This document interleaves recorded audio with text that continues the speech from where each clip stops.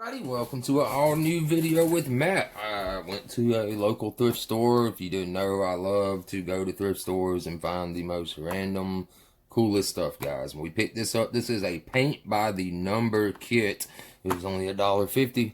As you can see, it's got the paint. I opened it up and it looks like everything is inside as far as like the instructions and the different palettes that go through and stuff. So yeah, this is a paint by the number kit. I have never done one of these before, guys, but on the back it shows you what all comes in the kit right there. You got like a ballerina, it looks like Paris, France, like Statue of Liberty, a clown, a rocket ship, a boat.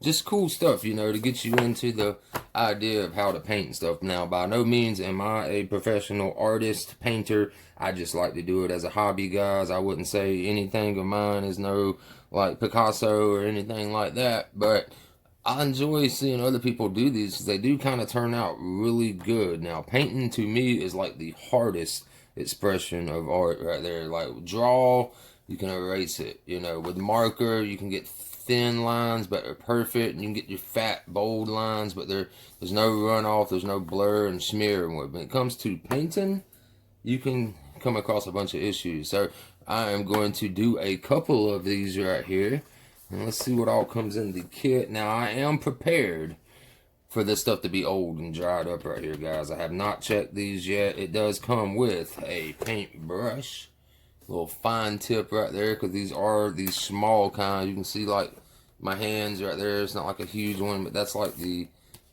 instructions booklet. Yeah, it tells you which colors you need, where to put the paint, and then you got all your boards right here, and then it even comes with some little paper stands that you can use to display each one. So yeah, I am to be prepared basically for this paint to be dried up. So we are about to find out together, is this paint even still usable? Like, I don't know what year this is from. There's no telling. This could have been bought in like 2000 and just sat on someone's shelf until they donated it. Like, I'm not going to know until I open it up. I'm hoping that it's not, but if it is, in the event if it is, that is not going to deter us. I have paint. Like, I do a lot of painting and stuff. I do have paint. So I just want to open one up and just to kind of see if it will open up. It looks like it's dried up on the top. Hopefully it's not. Oh, look at that. There goes like number 4. Paint still looks good to me, guys. So as long as it's been sealed, there shouldn't be any reason for the paint to dry up unless it's just that old. So looks like we will be able to do this right here. As you can see, each color is numbered. You got like 1, 2, 3, you know, 7, 8, 9, and it's going to tell you specifically on the card.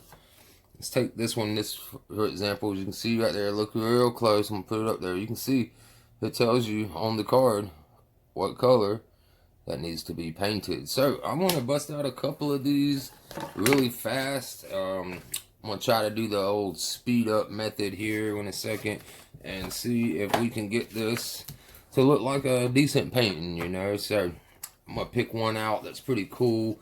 The clown one's creepy in my opinion, but it is cool because it's got a lot of color pop. Not really into ballet. The rocket ship one's really cool. I like it. I like anything that's like aviation related. The Paris one's really cool, Statue of Liberty.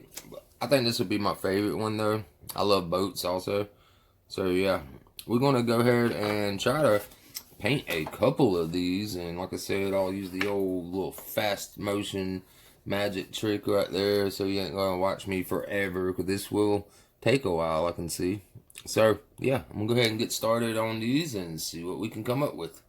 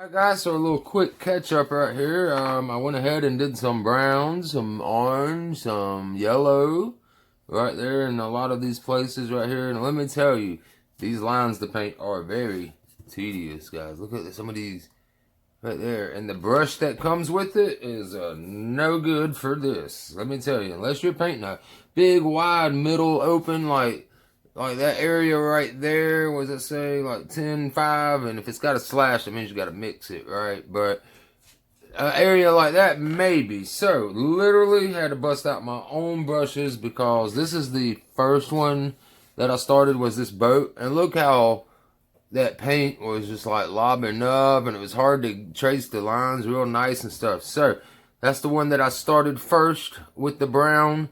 And while I'm doing it, I'll go ahead and go through some other ones, you know, like I want to go ahead and add some brown on this one. Well, I already got the brush brown, right? So I switched it over to a super fine tip brush right here, guys. Like very fine. It doesn't look like it there, but once you get that paint on it, it becomes so fine. It's almost like the head of a needle. And that's when I started to do stuff like this one. See how the lines are a little bit crisper, stay in the lines and stuff and don't bleed all over. And like I started this Statue of Liberty one. The only thing I've done on that so far is just like the brown and orange. There's a lot of green mixing. I started doing this spaceship one right there. Did a little bit better on the line work, and this one looks like it's a ballerina. So yeah, I'm gonna keep going, adding some more colors, and we'll be right back with another update after I do like, you know, 2 or 3 more colors. So we'll be back. Alright guys, well, I went through and I painted a couple of them right here. Let's start off with this one. This was one I was really wanting to do right here. That's the spaceship one.